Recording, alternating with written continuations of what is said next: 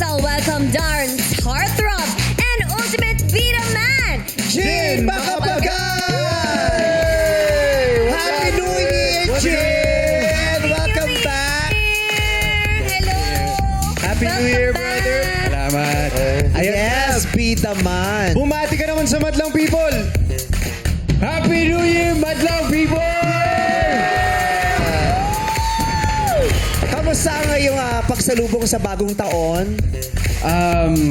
It's very heartwarming kasi yun naman talaga yung pinaka-inaabangan ko, magkasama kaming family ko. Magkakasama kayong nag-New Opo. Year's, New Year's Eve. New Year. Anong handa nyo? Siyempre, di mawawala yung lechon.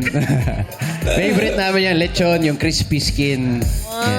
Meron ba kayong mga sandusen ng mga prutas sa lamesa? Yes. Ganon?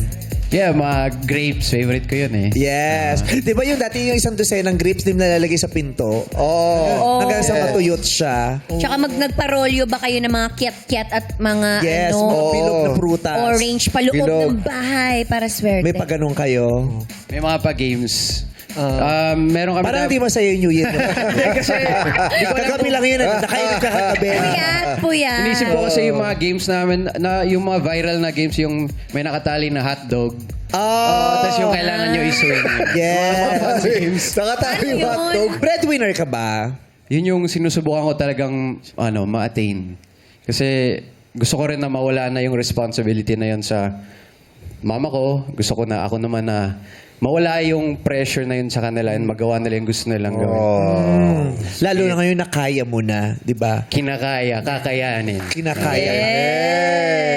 Maganda, maganda. Siya kasi syempre habang tumatanda mga magulang natin, di ba? Parang hindi na rin natin kinatutuwa na puro sila ng sila. Kayod sila ng kayod. Tayo naman. Correct. Si Jin naman. Correct. Ayan. Deserve nila ng pahinga. Yes, deserve nila. Hindi mas pwedeng habang buhay nagpapakakuba mga Correct. magulang natin.